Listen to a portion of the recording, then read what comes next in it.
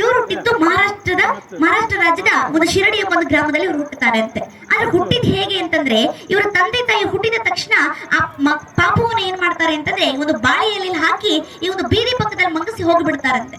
ಆದ್ರೆ ಅಲ್ಲಿರ್ತಕ್ಕಂಥ ಒಂದು ಮುಸ್ಲಿಂ ದಂಪತಿಗಳು ಏನ್ ಮಾಡ್ತಾರೆ ಅಂತಂದ್ರೆ ಆ ಒಂದು ಮಗುವನ್ನ ಕರೆದುಕೊಂಡು ಬಂದು ಅದನ್ನ ಸಾಕ್ತಾರಂತೆ. ಅವರ ತಾಯಿ ತಂದೆ ಹೆಸರು ಕೂಡ ಇಲ್ಲಿ ಉಲ್ಲೇಖ ಇಲ್ಲ. ಆದ್ರೆ ಆ ಒಂದು ಮಗುವನ್ನ ಸಾಕಿದ ನಂತರ ಆ ಒಂದು ಮಗು 16 ವರ್ಷದವರೆಗೂ ಏನ್ ಮಾಡಲ್ಲ ಅಂತಂದ್ರೆ ಇವನು ತನ್ನ ಪವಾಡವನ್ನ ಯಾರಿಗೂ ತೋರಿಸಿರಲ್ಲ.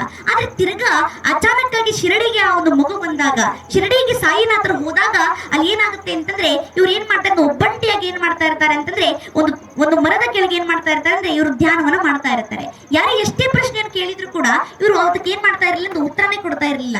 ಎಂತೆಂತ ಪ್ರಶ್ನೆಗಳನ್ನು ಕೇಳ್ತಾ ಇದ್ರು ಅಂತಂದ್ರೆ ನೀವ್ ಯಾರು, ನಿಮ್ ಹುಟ್ಟು ಯಾವುದು, ನಿಮ್ಮ ತಂದೆ ತಾಯಿ ಹೆಸರೇನು, ನೀವ್ ಎಲ್ಲಿಂದ ಬಂದಿದ್ದೀರಿ ಅಂತ ಕೇಳಿದಾಗ್ಲೂ ಕೂಡ ಈ ಸಾಯಿನಾಥರು ಏನು ಹೇಳ್ತಾ ಇರ್ಲಿಲ್ಲ ಅಂದ್ರೆ ಸುಮ್ನೆ ಒಬ್ಬಂಟಿಯಾಗಿರ್ತಾ ಇದ್ರಂತೆ. ಅದಕ್ಕೋಸ್ಕರ ಅಲ್ಲಿರ್ತಕ್ಕಂಥ ತುಂಟ ಮಕ್ಕಳು ಏನ್ ಮಾಡ್ತಾ ಇದ್ರು ಅಂತಂದ್ರೆ ಇವರಿಗೆ ಕಲ್ಲನ್ನ ಏರ್ಚೋದಾಗ್ಲಿ, ಇವ್ರಿಗೆ ತೊಂದರೆ ಕೊಡೋದಾಗ್ಲಿ ಮಾಡ್ತಾ ಇದ್ರು. ಅದಕ್ಕೋಸ್ಕರ ಇವ್ರು ಏನ್ ಮಾಡ್ತಾರೆ ಅಂತಂದ್ರೆ 2 ವರ್ಷಗಳವರೆಗೆ ಶಿರಡಿಯನ್ನ ತೊರೆದು ಏನ್ ಮಾಡ್ತಾರೆ ಅಂತಂದ್ರೆ ಬೇರೆ ಕಡೆ ಹೋಗ್ತಾರೆ. ಹಾಗಾದ್ರೆ ಅವ್ರು ಎಲ್ಲಿ ಹೋದ್ರು ಅಂತ ಎಲ್ಲೂ ಕೂಡ ಉಲ್ಲೇಖ ಇಲ್ಲ. ಆದ್ರೆ ನಂಬಿಕೆ ಮೇಲೆ ಹೇಳ್ತಾರಂತೆ ಒಂದು 1857ರಲ್ಲಿ ಝಾನ್ಸಿ ರಾಣಿ ಲಕ್ಷ್ಮೀಬಾಯಿ ಅಂತ ನಾವೇನ್ ಕರಿತೀವಿ, ಅವರ ಒಂದು ಇವರು ಸಿಪಾಯಿ ದಂಗೆಯಲ್ಲಿ ಏನ್ ಮಾಡ್ತಾರೆ ಅಂತಂದ್ರೆ ಅಂತ ಸೈನ್ಯದಲ್ಲಿ ಇವರು ಕೂಡ ಪಾಲ್ಗೊಂಡು ಸೈನಿಕನಾಗಿ ಇವ್ರು ಏನ್ ಮಾಡ್ತಾರೆ ಅಂತಂದ್ರೆ ಅಲ್ಲಿ ಕೆಲಸವನ್ನು ನಿರ್ವಹಿಸ್ತಾರೆ ಅಂತ ಹೇಳ್ಬೋದು.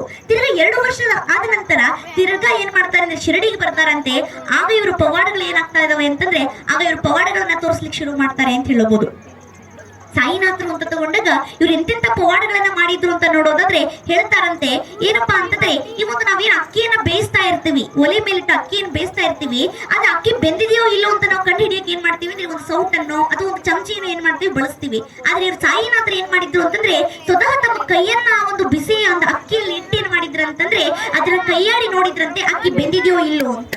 ಬರೀ ಅದಷ್ಟೇ ಅಲ್ಲದೆ ನೋಡಿ, ಒಂದು ನೀರಿಗೆ ಬಿದ್ದಂತ ಒಂದು ಮಗುವನ್ನ ಪ್ರಾಣವನ್ನು ಉಳಿಸಿದ್ದು ಇದೇ ಸಾಯಿನಾಥರು ಅಂತ ಹೇಳ್ಬೋದು. ಕೇವಲ ಅದಷ್ಟೇ ಅಲ್ಲದೆ ಒಬ್ಬ ಅಂಧನಿಗೆ ಕೇವಲ ಸ್ಪರ್ಶದಿಂದ ಕಣ್ಣನ್ನ ತಂದು ಕೊಟ್ಟಂತ ಏಕೈಕ ವ್ಯಕ್ತಿ ಯಾರಾದ್ರೂ ಇದ್ರೆ, ಏಕೈಕ ಗುರುಗಳು ಯಾರಾದ್ರೂ ಇದ್ರೆ ಅವರು ನಮ್ಮ ಸಾಯಿನಾಥರು ಅನ್ನೋದ್ರಲ್ಲಿ ಅನುಮಾನವೇ ಇಲ್ಲ ಬಂಧುಗಳೇ ಅಂತ ಒಂದು ಸಾಯಿನಾಥರ ಒಂದು ದೇವಸ್ಥಾನದಲ್ಲಿ ನಾವೇನ್ ಮಾಡಿದೀವಿ ಅಂತಂದ್ರೆ ಇಂಥ ಶುಭ ಸಂದರ್ಭದಲ್ಲಿ ಇಂಥ ಒಂದು ನಾವು ಕಾರ್ಯಕ್ರಮವನ್ನು ಹಮ್ಮಿಕೊಂಡಿದ್ದೀವಿ ಅಂತ ಇವತ್ತು ನಾವು ಒಬ್ಬರ ಬಗ್ಗೆ ಹೇಳಲೇಬೇಕು. ಏನಪ್ಪಾ ಅಂತಂದ್ರೆ ಇವತ್ತು ಸಮಾಜ ಸೇವೆ ಮಾಡಬೇಕು ಅಂತಂದ್ರೆ ರಾಜಕಾರಣಿಗಳೇ ಬೇಕು ಅಂತ ಇಲ್ಲ.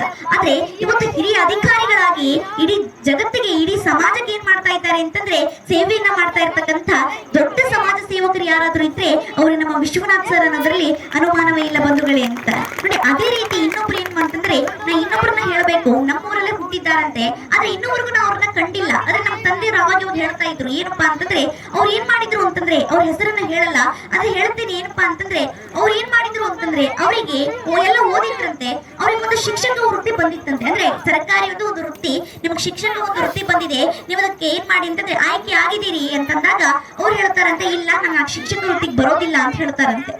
ಅದಕ್ಕೆ ಅವ್ರು ಏನ್ ಮಾಡ್ತಾ ಇದ್ರು ಅಂತಂದ್ರೆ ಬಣ್ಣವನ್ನ ಹಚ್ತಾ ಇದ್ರು. ಅಂದ್ರೆ ಅವ್ರು ಬಣ್ಣವನ್ನ ಹಚ್ತಾ ಇದ್ರಿ, ಮನೆಗಳಿಗೆ ಹೋಗಿ ಬಣ್ಣ ಹಚ್ತಾರಲ್ಲ ಹಾಗೆ ಮಂಗಳೂರಲ್ಲಿ ಏನ್ ಮಾಡ್ತಾ ಇದ್ರು ಅಂತಂದ್ರೆ ಅವ್ರು ಬಣ್ಣವನ್ನ ಹಚ್ತಾ ಇದ್ರು ಅಂತ.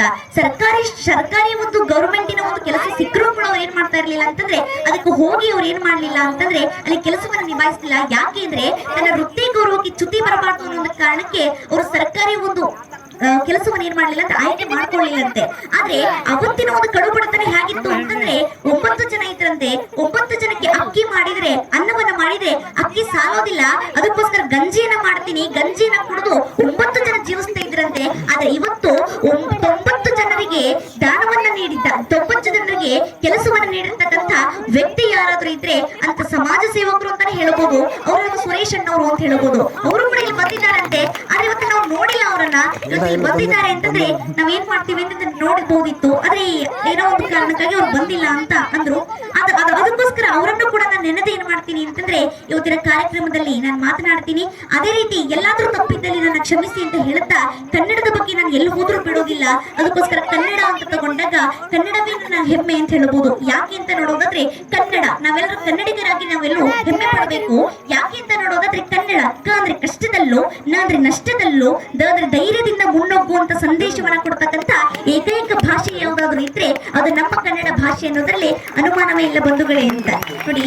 ಅಂತ ಕನ್ನಡ ಭಾಷೆಯಲ್ಲಿ ಹುಟ್ಟಿರ್ತಕ್ಕಂಥ ಕನ್ನಡ ನೆಲದಲ್ಲಿ ಹುಟ್ಟಿರ್ತಕ್ಕಂಥ ಈ ಒಂದು ವೇದವ್ಯಾಸ ರಚಿಸಿರ್ತಕ್ಕಂಥ ಮಹಾಭಾರತದ 18 ಪರ್ವಗಳಲ್ಲಿ 10 ಪರ್ವಗಳನ್ನ ಕನ್ನಡದಲ್ಲಿ ರಚಿಸಿ ಕುಮಾರವ್ಯಾಸ ಅಂತ ಹೆಸರು ಪಡೆದಿರ್ತಕ್ಕಂಥ ಗದುಗಿನ ನಾರಾಯಣಪುರ ಒಂದು ಮಾತು ಹೇಳ್ತಾರಂತೆ. ಬರೀ ಕೃಷ್ಣ ಅನ್ನೋ ಪದಕ್ಕೆ ಎಷ್ಟೆಲ್ಲ ಸಂಬಂಧಗಳನ್ನ ಕೂಡಿಸಿ ಅವ್ರು ಹೇಳ್ತಾರೆ ಅಂತಂದ್ರೆ, ವೇದ ಪುರುಷನ ಸುತನ ಸಹೋದರನ ಹೆಮ್ಮಗನ ಮಗನ ತಳೋದರಿಯ ಮಾತುಳನ ರೂಪನ ಅತುಳ ಬಲ ಭುಜದಿ ಕಾದಿಗೆಲ್ಲಿದನ ಅಣ್ಣನ ಅವ್ವಿಯ ನಾದಿತ್ಯ ಜಠರದಲ್ಲಿ ಜನಿಸಿದ ಅನಾದಿ ಮೂರ್ತಿ ಗದುಗಿನ ವೀರನಾರಾಯಣ ಅಂತ ಹೇಳಿದ್ರಂತೆ. ಇದರ ಅರ್ಥ ಏನು ಅಂತ ನೋಡೋದಾದ್ರೆ ಹೇಳ್ತಾರೆ, ವೇದ ಪುರುಷ ಅಂದ್ರೆ ಯಾರು? ವೇದ ಪುರುಷ ಅಂದ್ರೆ ವಿಷ್ಣು, ವಿಷ್ಣುವಿನ ಮಗ ಬ್ರಹ್ಮ, ಬ್ರಹ್ಮನ ಮಗ ನಾರದನ ಅಣ್ಣ ಮರೀಚಿಯ ಮೊಮ್ಮಗ ಇಂದ್ರನ ಮಗ ಅರ್ಜುನನ ಹೆಂಡತಿ ಸುಭದ್ರನ ಮಾವ ಕಂಸನ ಮಾವ ಜರಾಸಂದನನ್ನ ಕೊಂದವನು ಭೀಮನ ಅಣ್ಣ ಯುಧಿಷ್ಠಿರ ತಾಯಿ ಕುಂತಿಯ ನಾದನಿ ದೇವಕಿ ಮಗ ಕೃಷ್ಣ ಅಂತ ಇಷ್ಟೆಲ್ಲ ಅರ್ಥವನ್ನು ಹೇಳಲಿಕ್ಕೆ ನಮ್ಮ ಕನ್ನಡದಲ್ಲಿ ಮಾತ್ರ ಸಾಧ್ಯ, ಬೇರೆ ಯಾವ ಭಾಷೆಯಲ್ಲಿ ಸಾಧ್ಯ ಇಲ್ಲ ಅಂತ ಹೇಳ್ಬೋದು. ನೋಡಿ, ಅದಕ್ಕೋಸ್ಕರ ದರಾ ಬೇಂದ್ರೆ ಯಾರು ಕೇಳಿದ್ರಂತೆ, ನೀವು ಕನ್ನಡದಲ್ಲಿ ಎಷ್ಟು ಚೆನ್ನಾಗಿ ಪದ್ಯ ಬರ್ದಿರಿ ಅಂತ ಕೇಳಿದಾಗ ದರಾ ಬೇಂದ್ರೆ ಹೇಳ್ತಾರಂತೆ, ಏನು ಅಂತಂದ್ರೆ, ನಾ ಕನ್ನಡದಲ್ಲಿ ಚೆನ್ನಾಗಿ ಪದ್ಯ ಬರ್ದಿಲ್ಲ, ಪದ್ಯ ಬರಕ್ಕೆ ಕನ್ನಡನೇ ಚಂದ ಐತಿ ಅಂತ ಹೇಳಿದ್ರಂತೆ. ಅದೇ ದರಾ ಬೇಂದ್ರೆ ಅವರು ನಾವು ಗುಡಿಗೆ ಬಂದಾಗ, ನಾವು ದೇವಸ್ಥಾನಕ್ಕೆ ಬಂದಾಗ ಹೇಗೆ ನಮಸ್ಕಾರ ಮಾಡಬೇಕು ಅಂತ ಅವರು ವ್ಯಾಕರಣ ರೂಪದಲ್ಲಿ ಹೇಳ್ತಾರಂತೆ. ಹೇಗೆ ನಾವು ನಮಸ್ಕಾರ ಮಾಡಬೇಕು? ಇಂದಿನ ಕಾಲಘಟ್ಟದಲ್ಲಿ ನಾವು ಏನ್ ಮಾಡ್ತಾ ಇದ್ದೀವಿ ಅಂತಂದ್ರೆ, ಒಂದು ಕೈಯಲ್ಲಿ ಜಂಗಮವಾಣಿ ಇರುತ್ತೆ, ಒಂದು ಕೈಯಲ್ಲಿ ನಾವು ನಮಸ್ಕಾರ ಮಾಡ್ತಾ ಇರ್ತೀವಿ. ಅದೇ ರೀತಿ ನಮಸ್ಕಾರ ಅನ್ನೋದು ಹೇಗೆ ಮಾಡ್ಬೇಕು ಅಂತ ಹೇಳ್ತಾರಂತೆ. ನೋಡಿ, ಎಡಗೈಯಲ್ಲಿ ಏನ್ ಮಾಡ್ಬೇಕು ಅಂತಂದ್ರೆ, ನೋಡಿ, ತ ಥ ಧ ಧನ್ನ, ಈ ಕೈಯಲ್ಲಿ ತ ಥ ಧ ಧನ್ನ, ಈ ಕೈಯಲ್ಲಿ ಪ ಫ ಭ ಭ ಮ ಅಂತ ಹೇಳ್ತಾರೆ. ಎರಡು ಹೆಬ್ಬಟ್ಟನ್ನ ಕೂಡಿಸಿದ್ರೆ ಏನಾಗುತ್ತೆ? ಈ ಕೈಯಲ್ಲಿ ತ ಬರುತ್ತೆ, ಈ ಕೈಯಲ್ಲಿ ಪ ಬರುತ್ತೆ, ತಪ ಅಂತ ಆಗುತ್ತೆ. ಎರಡು ಕಿರುಬೆಳ್ಳನ್ನ ಜೋಡಿಸಿದ್ರೆ ಏನಾಗುತ್ತೆ? ಈ ಕೈಯಲ್ಲಿ ನ ಬರುತ್ತೆ, ಈ ಕೈಯಲ್ಲಿ ಮ ಬರುತ್ತೆ ಅಂತ. ಅಂದ್ರೆ ನಮಸ್ಕಾರ ಮಾಡೋ ರೀತಿಯಲ್ಲಿ ಏನಾದ್ರೂ ನಾವು ನಮಸ್ಕಾರ ಮಾಡಿದ್ರೆ, ಅಂದ್ರೆ 10 ಬೆರಳುಗಳನ್ನ ಕೂಡಿಸಿ 2 ಅಂಗೈಗಳನ್ನ ಜೋಡಿಸಿ ನಾವು ನಮಸ್ಕಾರ ಮಾಡೋ ರೀತಿಯಲ್ಲಿ ಏನಾದ್ರೂ ನಾವು ನಮಸ್ಕಾರ ಮಾಡಿದ್ರೆ ತಪಸ್ಸಿನ ಫಲವನ್ನು ನಾವು ಪಡಿತೀವಿ. ಆದ್ರೆ ಅಕಸ್ಮಾತ್ ನಾವು ನಮ್ಮ ಇದನ್ನ ಉಲ್ಟಾ ಮಾಡಿ ಏನಾಗುತ್ತೆ? ಮನ ಆಗುತ್ತೆ. ನಮ್ಮ ಇದನ್ನ ಉಲ್ಟಾ ಮಾಡಿದ್ರೆ ಮನ ಆಗುತ್ತೆ. ಹೇಳ್ತಾರೆ, ಮನ ಅಂದ್ರೆ ನಾವು ಮನಸ್ಸಿಗೆ ಬಂದ ಹಾಗೆ ನಾವೇನಾದ್ರೂ ನಮಸ್ಕಾರ ಮಾಡಿದ್ರೆ, ನಮಗ್ ಮನಸ್ಸಿಗೆ ಬಂದ ಹಾಗೆ ಎಲ್ಲೋ ಮಾತನಾಡ್ತಾ ಇರ್ತೀವಿ, ನಾವು ನಮಸ್ಕಾರ ಮಾಡ್ತಿರ್ತೀವಿ. ಹೀಗೆ ನಾವು ಮನಸ್ಸಿಗೆ ಬಂದ ಹಾಗೆ ನಾವು ನಮಸ್ಕಾರವನ್ನು ಮಾಡಿದ್ರೆ ತಪಸ್ಸಿನ ಫಲವನ್ನ ಕೊಡೋದು ಬಿಟ್ಟು ತಪವನ್ನ ಉಲ್ಟಾ ಮಾಡಿ ಏನಾಗುತ್ತೆ? ಪತಾಗುತ್ತೆ, ನಾವು ಪತನಾಗಿ ಹೋಗ್ತೀವಿ ಅಂತ ಹೇಳ್ತಾರಂತೆ.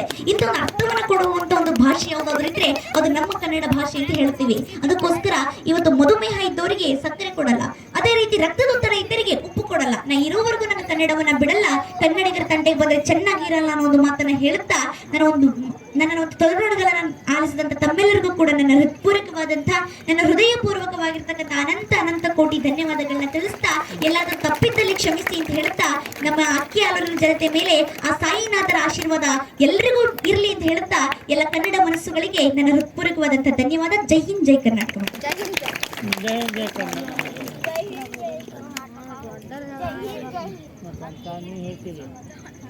ಅತ್ಯಂತ ಚಿಕ್ಕ ವಯಸ್ಸಿನಲ್ಲಿ ಅದ್ಭುತವಾದಂತ ನುಡಿಗಳನ್ನ ಆಡುವುದರ ಮೂಲಕ ಎಲ್ಲ ಪರಮ ಪೂಜ್ಯರನ್ನ, ಎಲ್ಲ ಸದ್ಭಕ್ತರನ್ನ